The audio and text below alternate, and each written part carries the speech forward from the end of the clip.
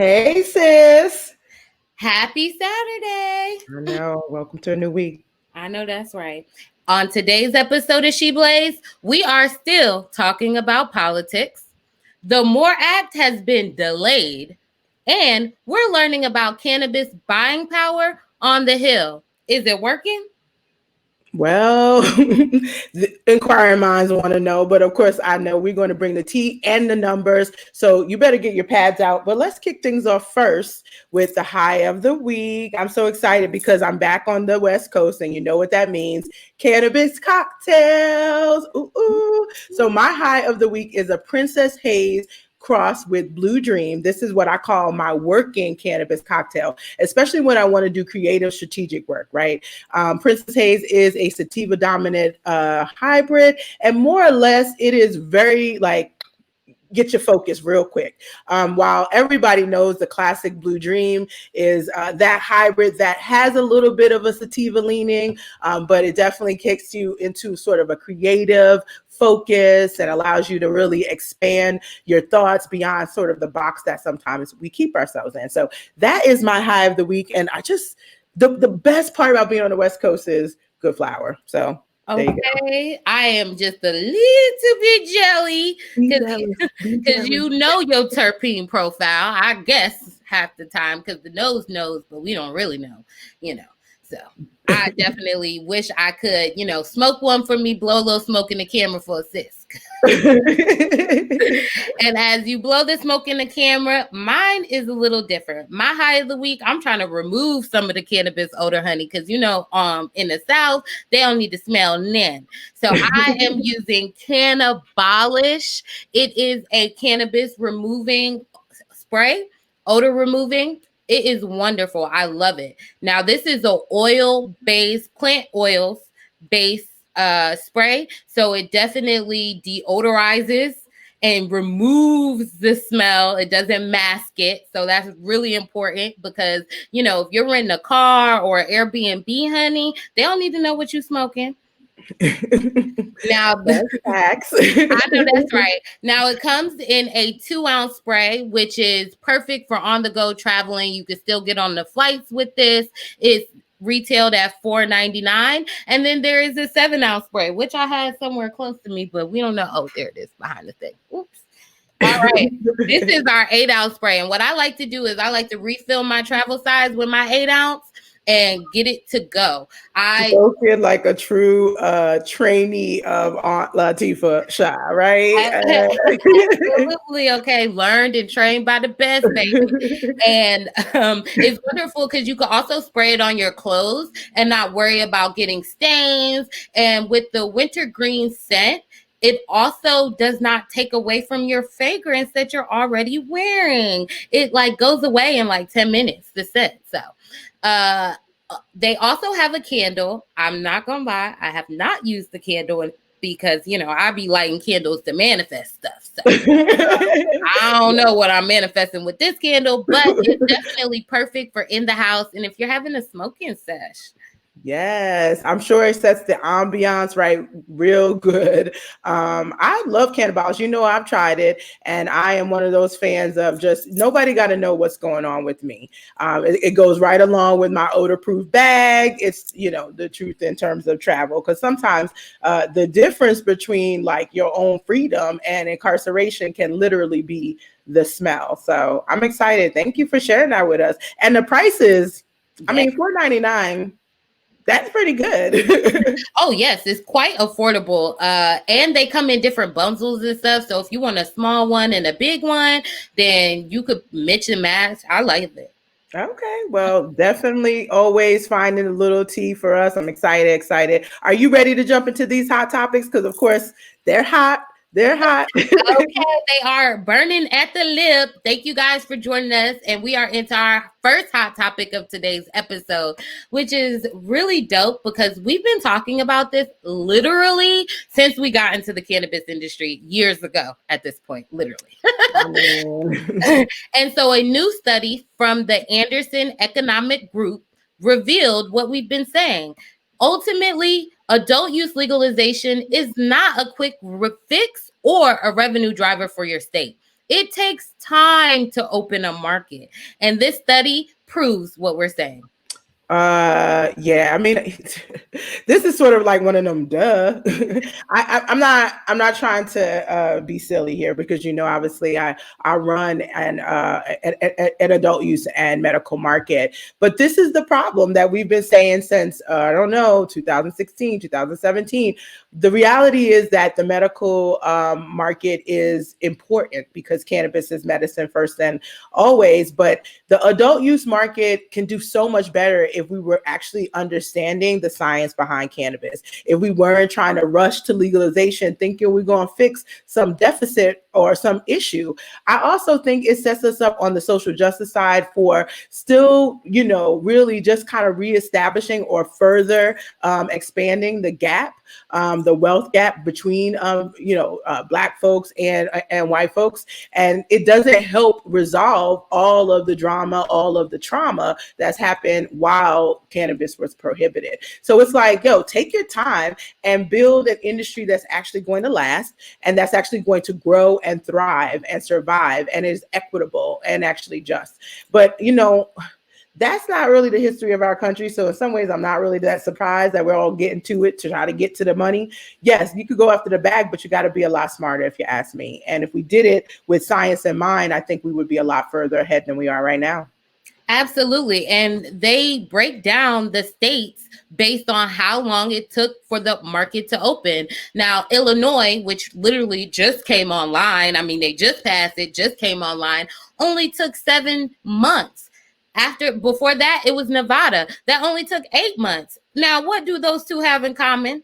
A shortage. Yes. They couldn't get no cannabis after 72 hours. Yes. And because it took so long to open your market, you didn't think, since people voted on it, mad people really want it. So it's like you didn't prepare your bag good enough. Now, Maine, on the other hand, which this is scary, but they are moving snail slow. We talked about it in our deep dive on Maine. It takes 47 months. It's still taking 47 months. They're actively still working on the framework to open their market.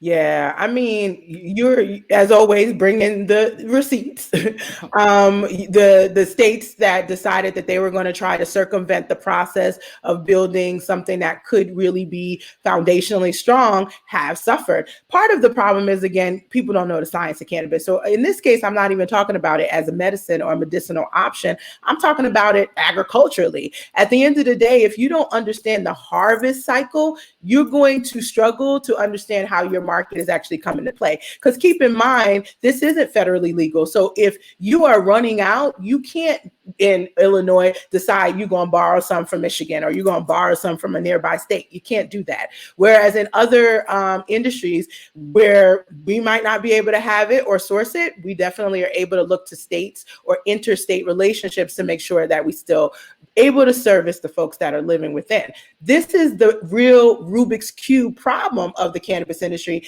And we've got people who are literally trying to solve the Rubik's Cube who have very limited cannabis competency and a lot of fear. And all they're doing is making it more difficult. Like they're making the puzzle more ridiculous. And in some ways I'm laughing because, again, I'm now on the inside and I spend a lot of energy re-educating and building that competency. But part of it is like, let's go back to the basics. If cannabis is medicine and you don't have a good medical program, then you already are setting up your adult use program to fail. I'm sorry. Hello. Sorry. That's straight facts. However, Maine did do something. Since it wanted to take its time, it allowed your corner boys to still make money, to still provide for the patients and for the people that are using it adult use as well. So ultimately, it shows us that we need to put in force a market that allows your corner boys to take control of the market until you build a framework. They've been controlling the market. Why don't they do it while it's adult use legalization as well? This is our last point because I could go into a whole main topic on the transference of the legacy market to the legal market. That is the missing piece of the puzzle. That's the part that I feel like legislatively people have a difficult time getting over the hump, that these people were criminalized before. And so because they're criminalized, that means they're bad. That means that they don't know how to do business with integrity. And that's actually not factual.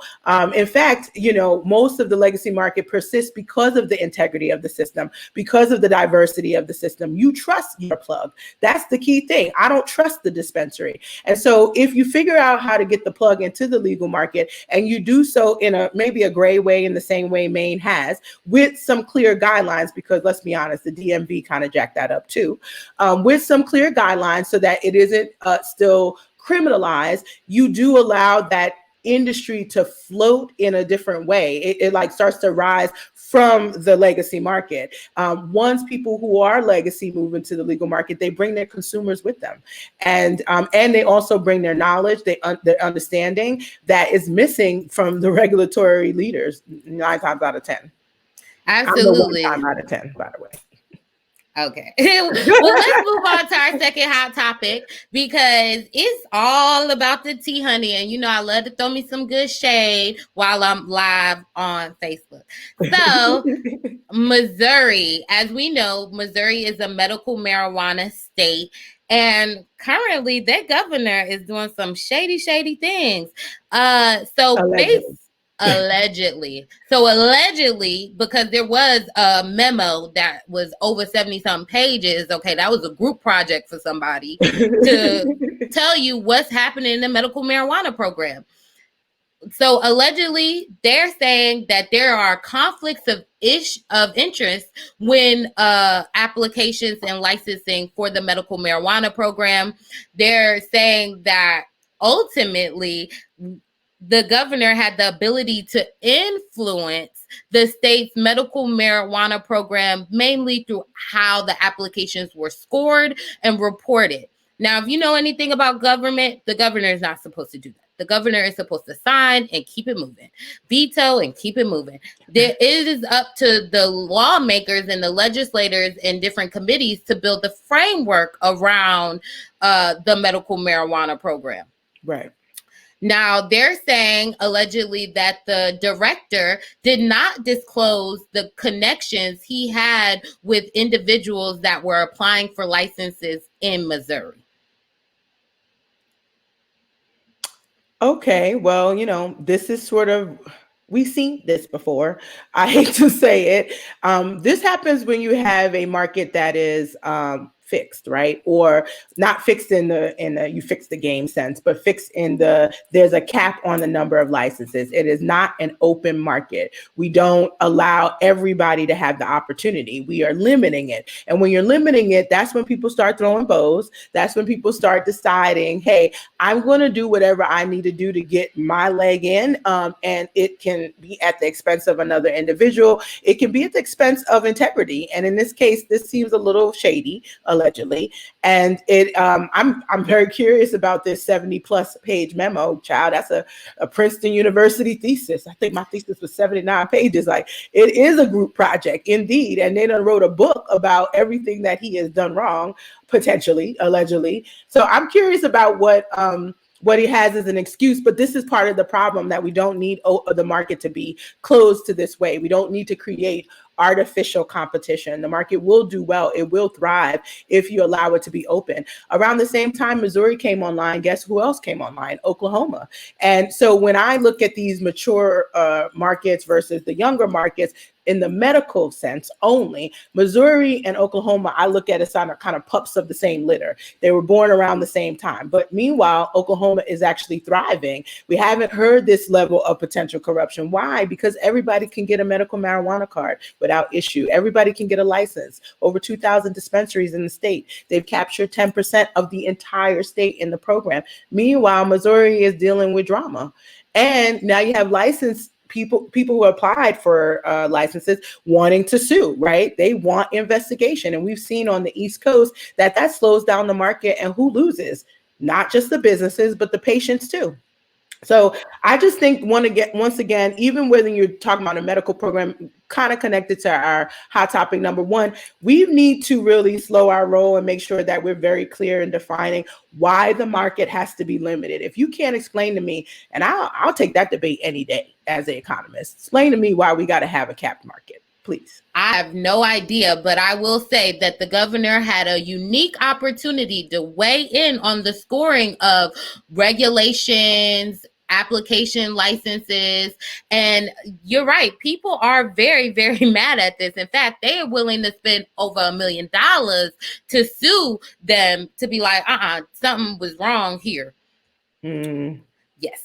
So this is a real problem. It also could be a violation of the law by having a connection with the applicants, by having the governor score, even though that's not his job, y'all. That's not the governor's job.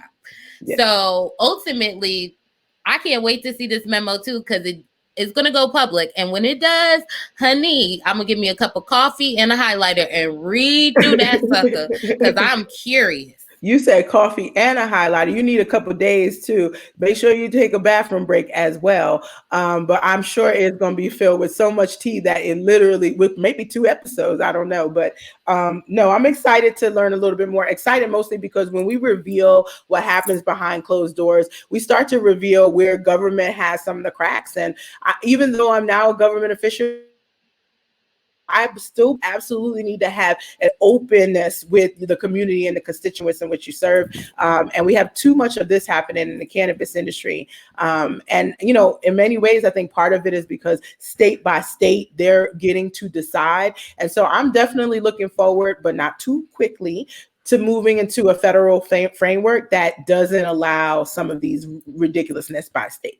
Because I feel bad, you know, for the Missouri patients. I was a keynote speaker at one of the first conferences in Missouri. We participated in an M for MM boot camp in Missouri to get the folks prepared for the licensing application. And so when you know that it didn't get done right and people spent thousands of dollars, life savings for a lot of BIPOC folks and a lot of lower income white folks, life savings to get into the industry, and then you're like, this is what's happening.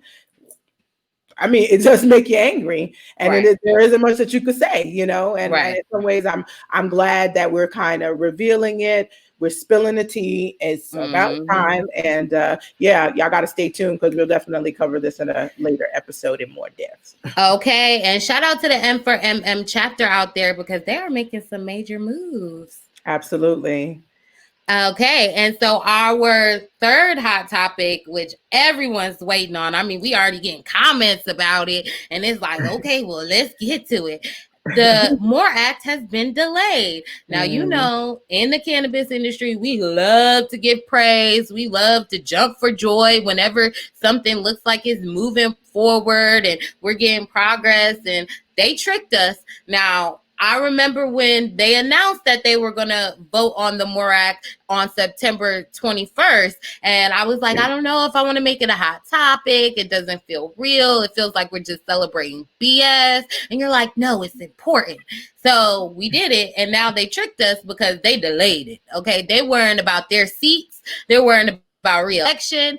And they feel like if we haven't passed the coronavirus deal, why are we going to pass the cannabis deal? Which is kind of true because I'm still waiting on my check. Where's my second stimulus check, y'all? Okay, y'all, we vote y'all in. We want y'all to do some stuff, and y'all can't multitask. All these degrees, all these educated people that know the law, y'all can't vote on 2 bills at the same time. You know, you are speaking the truth. I can't even lie. I'm gonna be honest. It really is like the voice of the people and the people who got common sense. Because it does feel like, yes, we're all dealing with a lot of drama, but we're still expected to do our job. We're still expected to go to work every day, to dive into the issues that really matter. So while in some ways I feel like, okay, there are obviously some benefits in this delay for political purposes. I can definitely tell you who is going to lose out in this delay. And that's more BIPOC folk, more Black folk. We're the ones that are being predominantly harassed, detained, arrested incarcerated for Hello. marijuana prohibition. And in certain states, there's a state that we talked about where there was a military vet with a traumatic brain injury. We talked about it in a hot topic where he was traveling and happened to mistakenly decide he could be a little bit too much joy outside of his car in Alabama with his music. And that led to basically now he's facing a 5-year sentence despite being an Arizona medical marijuana patient. That's the type of justice that the MORE Act provides. It eliminates that risk for this young man. And by the way, his wife, who was the driver in the car and was also arrested, even though her charges were eventually dropped, at the end of the day, they lost their house in Arizona. They lost jobs. Now he is a convicted felon, and it's impossible for him to really remove that with the way the Alabama law is written. And what the MORE Act does is it brings people to the table on what they've done, these past harms. He should not be arrested just because, why? He was dancing outside of his car and a little bit too joyous for the police officer that day. I just think it's unfortunate. And we have to recognize when we do have these delays, who's the real victim. And that's the people who are every day having to use Cannabis to try to figure out their way through the airport. It's the people like every day who basically have been continue to be discriminated against because they hold convictions for low-level possession only marijuana. I mean, 90% of the convictions are possession only. So it's terrible. I mean, ultimately, and now honestly, it's like finger pointing, right? It's like two parties pointing fingers. Well, you need to do this and you need to do that. No, y'all need to do y'all jobs, okay? Because I almost am cursed real bad. Y'all need to do y'all jobs because y'all getting on my nerves now.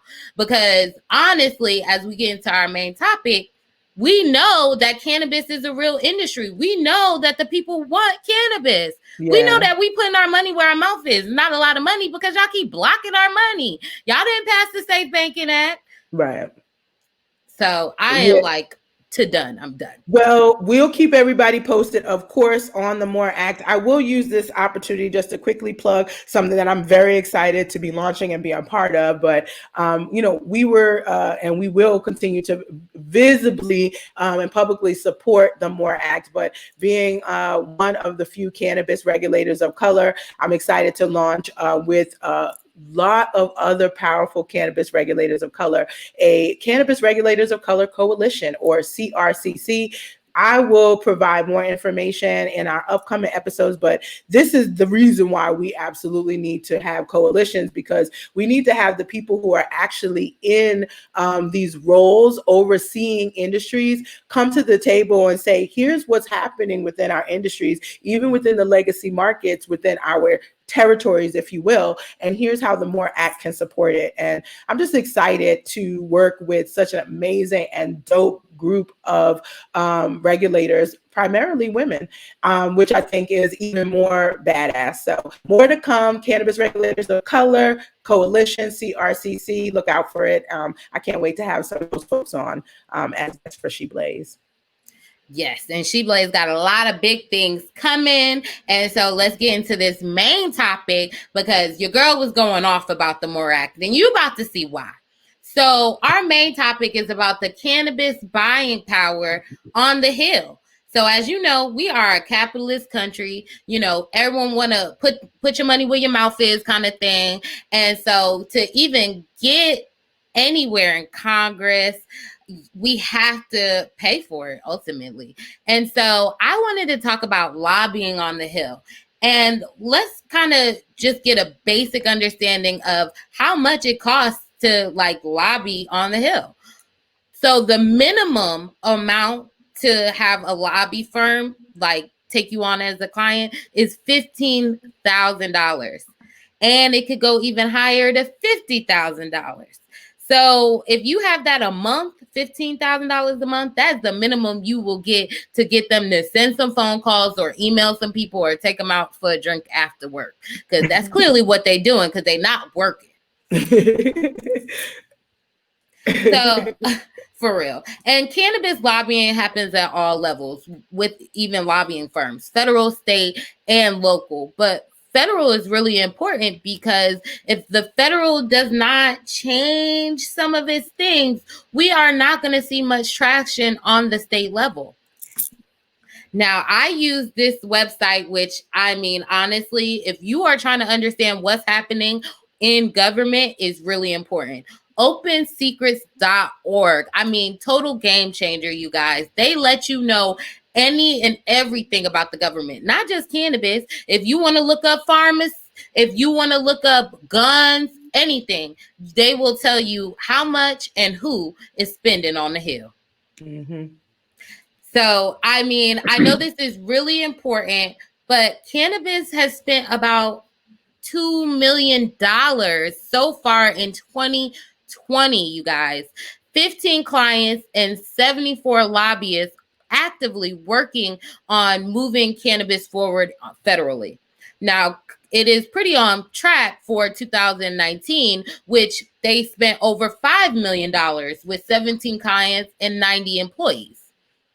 And I know y'all want to know who, so let me tell you. The top donors and top clients of lobbying: Cannabis Trade Federation, Greenwich Biosciences, Curaleaf, and National Cannabis Roundtable, leading the bunch on having people lobby for them on the Hill. Well, not many people of color either. I mean, those were people of color organizations. These are mostly white male-led organizations. I mean, we do know some people of color who are executives within these companies. National Cannabis Roundtable, by the way, is not an actual company. It literally is like a coalition, as I just described, for the Cannabis Regulators of Color Coalition, except it's a coalition that's led by John Boehner. So, there's just so much. You are always uncovering all of the details, and I hope people are paying attention. So we're spending millions of dollars on the Hill, and it seems like we might got a little bit of change to spend. And if you're from the hood like we are, then of course that means like it sounds like a lot. But I just want to give a little quick reality check. I will do the come Jesus moment for folks on where our cannabis industry stands as it pertains to big business in the United States globally. Pharmaceutical industry spends and has spent in 2020 about $138 million on lobbying already. Now, this is against the $2 million that you just saw. That's the pharma companies, right? Mm-hmm. The top four are the kind of usual suspects. We got the pharma companies in number one, but they more than double the number two, which is at 80 million. We've got gas there, and we've also got some business. But the fact of the matter is the pharmaceutical companies and the health industry, they run the Hill right now based on how much money they're spending. And we have an ability to disrupt what they're doing. And so I'm constantly just saying again, just look at the whole board and understand the chess moves that need to be made. There are some pharmaceutical companies that have lobbying and lobbyists for the cannabis side. They're positioning themselves appropriately, but they will not make that seesaw balance until it benefits them. And it's because while they spend $138 million, they stand to risk just on 3 drugs alone, almost $53 billion worth of disruptible sales that come from pain, depression, and inflammation, which, just by the way, we're not even talking about marijuana, CBD, one cannabinoid out of the entirety of the cannabinoid profile in hemp, can disrupt those 3 drugs alone. That's just 3 drugs, by the way.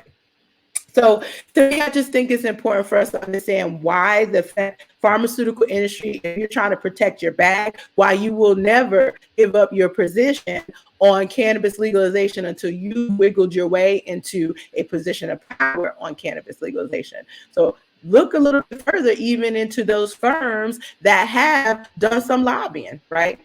Mm-hmm. And I did. So allegedly, Cannabis Trade. Listen, we gotta protect our bases, okay? You know what I'm saying? Don't sue us. Shit. So Cannabis Trade Federation allegedly gave the Political Action Committee to the Senate Majority Leader Mitch McConnell $5,600 in efforts to push forward the Safe Banking Act. Now, if you know, it has not crossed the finish line because it is actually stalled in the Senate Banking Committee, controlled by an Idaho representative. So good luck, Chuck.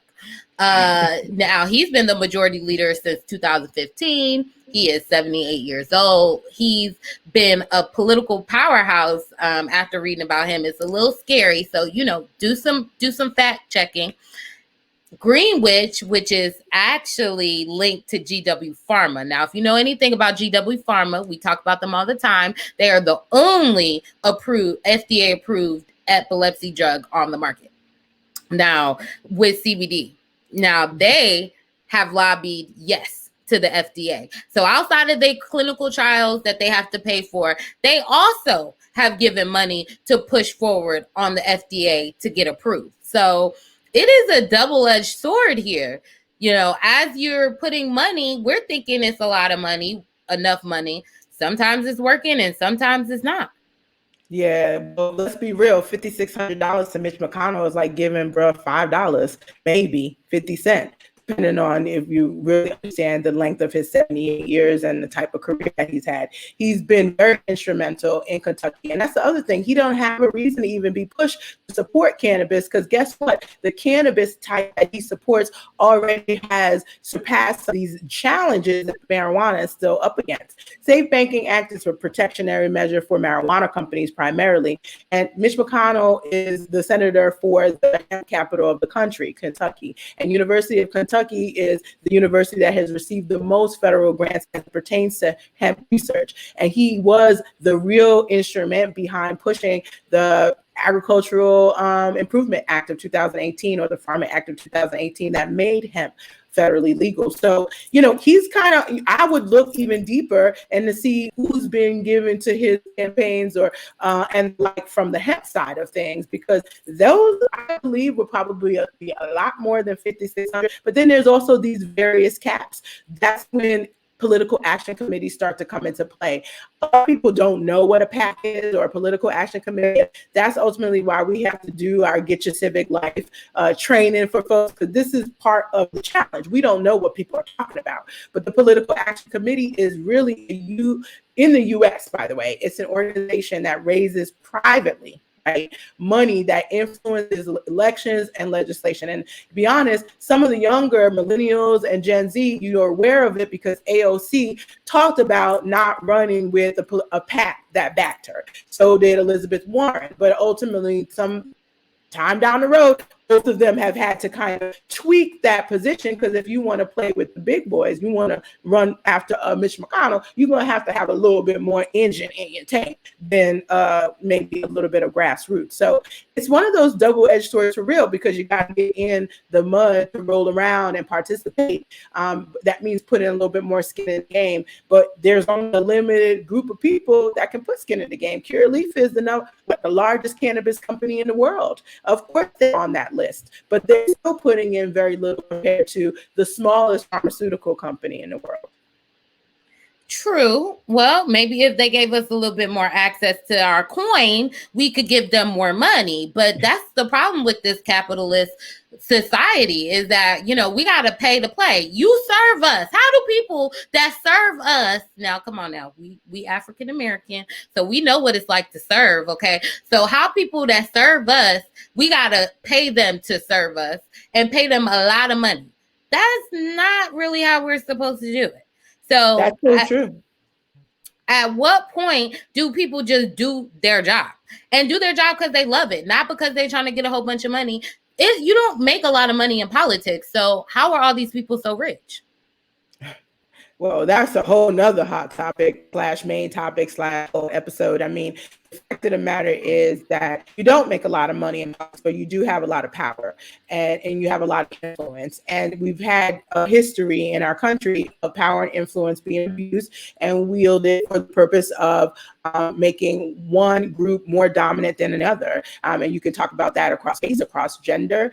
It's unfortunate, but I'm hoping that we're in a tide now of change where folks like yourself and younger are kind of like this don't smell right. And I'll be real, there are people my age, as I am a exennial, right, in between Generation X and Millennial, that, we see it, but also, you're like, okay, I don't know if I want to risk this to stand for that. And I think I'm hoping that we get enough call to action in an organized fashion that makes some sense from younger folks, and that bridge is there from people like my age. It's like, listen, they ain't lying. None of this makes any sense. And we've got to do a better job at trying to establish on both sides of this like two-party system that doesn't really work for people of color. We've got to establish what the accountability is and integrity. What does that actually look like for government? Well, good luck, Chuck. Okay. I am like really through with some of these government executives. Like, come on now. You guys spend all your time to do what? But I will say that we have most recently seen how it works with the SBA loans. Now, we did several, episodes, season 3, about small business loans and how cannabis companies can take advantage of them. Well, one way was that these big old companies called their lobbyists up and was like, yo, fix this. And though we did not see, we didn't see much action around legal cannabis businesses touching the plant, there was still a lot of cannabis companies that received the SBA loans. And it's not the way that you think. They didn't go back in and change lines. They basically just separated their entities and was like, this entity is going to get a small business loan. And I don't know if it's because their lobbyists told them, or maybe they were listening to us because we gave them a whole bunch of tea. I'm not sure, but they did. Cannabis companies did receive SBA loans. Some of their lobbyists did fix things on a little bit of a local level, basically delaying licenses, renewals, fees, and things like that. But we didn't really see no traction federally. This is true. I mean, the federal part was a little bit more difficult because it has so much pushback, right? And to allow cannabis companies, even though the federal government has collected $1.4 billion in cannabis tax revenue from states total in 2019, it was still really up against a lot of brick walls in some ways on establishing that these plant-touching businesses were real businesses. And so where did they go? At the local level. So if your state legalized, like in Oregon, and you were able to support some shifts and some changes that would help these cannabis businesses, then the lobbyists went to work. And I would say it was like, these are small victories and things that at the end of the day help support some of these states having record sales month over month during the time of COVID, when they thought that they were not going to be able to stay afloat. Now, of course, we have a whole different issue with the wildfires, and we'll probably have to talk about that next week. But the fact of the matter is that these lobbyist efforts do help. And so one of the things you can also know is that they're not the only ones that can lobby. They just are the ones that are federal lobbyists because they're being paid to do it. Activist groups, coalitions, and the like can absolutely go and participate in educating. You don't have to necessarily, if you want to call it lobbying, you can call it advocating, educating, because that's essentially what the lobbyists are doing. They're going there, and yes, they do drop some dollars. They maybe go out for some things, but they're also dropping information. They're dropping key points that their legislative targets have to say in those meetings. They're dropping information for people to regurgitate on media. So they're not just giving them money and say, we want you to support this. No, they're giving them support in the right way, monetarily, and support in the right way with the communication and the messaging and the like. And so that's where I think the cannabis industry, if we're not yet up to snuff to hang with the big boys, and I'll be saying like this forever, 138 million versus 2 million, we not. So we've got to do it a lot smarter. And the strategy is to make sure that we go in with those bullets and you kick them very good and very clear, and you make it so memorable. You make sure you come in with a story, because that's what's going to be that legislator remembers when it comes to supporting what you want done. I guess I'm struggling with that, right? Because we're doing that. We see polls after polls that the people, no matter what party, anything, independent, anything, we see that majority of the people in America want federal legalization, want access to cannabis, real access to cannabis, poll after poll, tally after tally, and they still not moving. So yeah, we could go advocate. We could go advocate. We could go protest, take it to the streets, if you will. But are they going to move? Probably not. But what you can do is flex your voting muscle and get them up out of there. They only care about their power and their position and their seat. They don't care about the people. They got to go. Period. You know, as much as we're really moving our communities together and forming together groups to move our progress forward, we're still not seeing anything. So what does that mean? That means they're not doing their job. And what happens in the real world when you're not doing your job? You are fired. So I think it's time for some of these people to go. You know, it doesn't matter how much money we're putting in, because if most of the people are saying, hey, this is what we need, you got to stop listening to your money and you need to listen to the people, because we voted you in to listen to us, not to listen to the people that's paying billions for you to pass laws that benefit them while we still dying. So again, use your voting muscle. Get these people out of here. They don't know what they're doing. They're not listening. Clearly, they can't read. So, you know, it's time for them to go. I'm not sure if I said they can't read, but what I can say is that they definitely are reading a spreadsheet more so than reading what it is that we desire. And that's the trick is in government, is that money is what really has the power, but it is supposed to be the people. And the only way the people reclaim the power is you come through with some money, and sometimes that's why it's strategy, right? And you also got to come through with your biggest power, like you said, which is a vote. And contest things. Like, I don't particularly like have a one way or another on the AOC piece, but when I recently watched the Netflix about Bring Down the House and watched that progress, it got me a little bit more agitated, believe it or not, about how someone who ran against in New York could be in a position uncontested for a better part of almost 15 years and don't live in the jurisdiction. This is the type of accountability we as the people are holding. And even I, as a New Yorker, I'm sitting there and while I am fascinated and I'm like, okay, you go, young girl, you did that, et cetera, et cetera. I also feel like, how did I miss that, right? Where was my civic engagement? Because I was looking up during that period. So you do have to look at yourself in the mirror and be like, what exactly are you doing? Because when people point a finger at her and say, oh, she's too young, she's immature, she don't know. Well, guess what? She figured out some shit that somebody older didn't do. How many people in my age range could have absolutely contested against this fraudulent man who was saying that he was freaking doing a job for the people that he don't even want to live among? You know what I mean? Right. And so I struggle with that, because it is on us. It is on us to look at ourselves in the mirror and don't judge her for being young and not enough experience, because the people who have experience, like I said earlier, we're 40 plus and we're looking at our stuff and we say, hey, I don't know if I want to risk that. She was a waitress. She had everything that she should have risked, because that ain't shit what she had, right? So let's be real. You're right.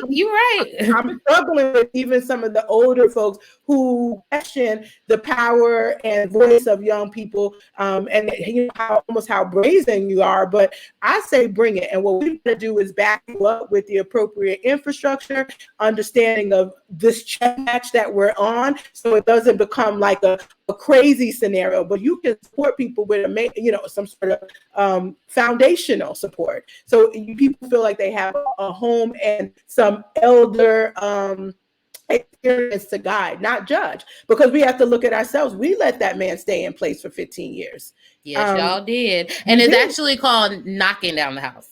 Thank you. I mean, I loved it too. It got me like, ooh, we need to get these people out. That's why I keep saying we need to fire them. Like, it's just time. People just need to get fired. There are several people in the government that just need to go ahead and go back to their home state and figure out a new job, because this job is not working for them.